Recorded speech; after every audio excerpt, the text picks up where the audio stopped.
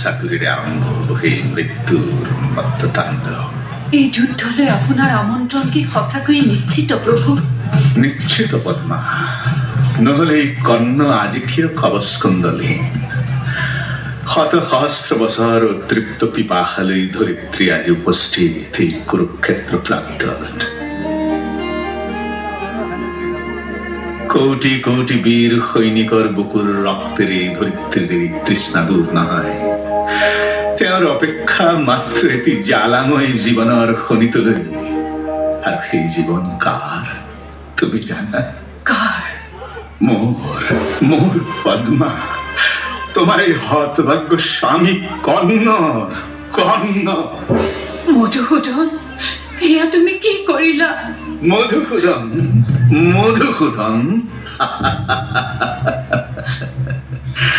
মানুহ বিপদত পৰিলে ত্ৰাহি মধুসূদন বুলি চিঞৰে।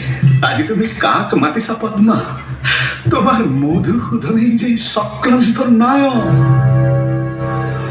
নাই নাই, মই বিশ্বাস নকৰো। তুমি বিশ্বাস নকৰিলে সত্য জানো অসত্যলৈ ৰূপান্তৰিত হ'ব? তোমাৰ মধুসূদনৰ চক্ৰান্তত সত্য পালনৰ অৰ্থে এই কৰ্ণই কুৰুক্ষেত্ৰত তেওঁৰ জীৱনৰ আহুতি দিব। আৰু ভৱিষ্যতত যেতিয়া ইতিহাস ৰচনা হ'ব, তেতিয়াৰ মানুহে এই ইতিহাস পাঠ কৰি তোমাৰ মধুসূদনক কি ক'ব জানা? ক'ব, ঠিক মধুসূদন, ঠিক ঠিক স্বামী।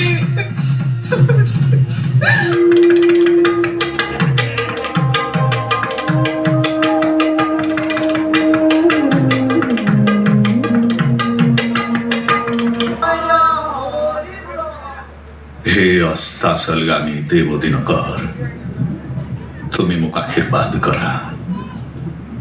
কাইলৈ প্ৰত্যুষতে আকৌ বাজি উঠিব ৰণবাদ্য, নিনাদিত হ'ব শ্ৰীকৃষ্ণৰ পাঞ্চজন্য।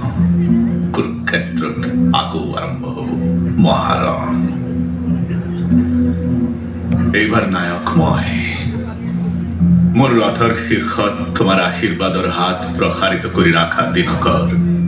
মোৰ অস্ত্ৰত তুমি তোমাৰ উত্তপ্ত শিখাৰে আবিৰ্ভাৱ হবা দেৱ। কৰ্ণ, কোন তুমি? এই সন্ধিয়া ছয়াময়া পোহৰত এই নদীৰ তীৰত কি বিচাৰি আহিছা? ভাগ্যৰ দুখত আজি মই তোমাৰ বাবে অপৰিচিতা।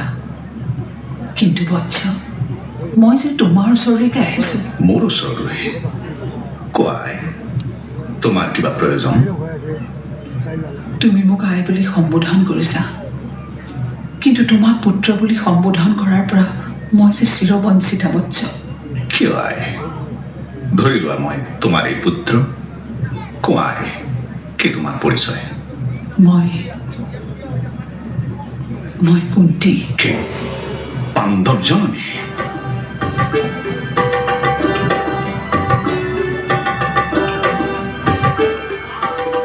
আঁতৰি নাযাবা বাছা,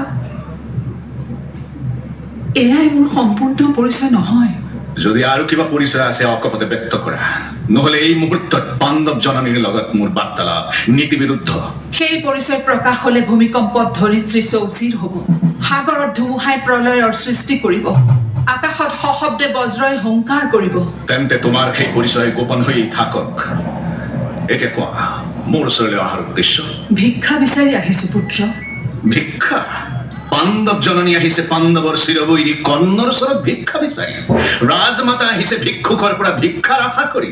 তুমি মোক ব্যংগ কৰিছা নেকি?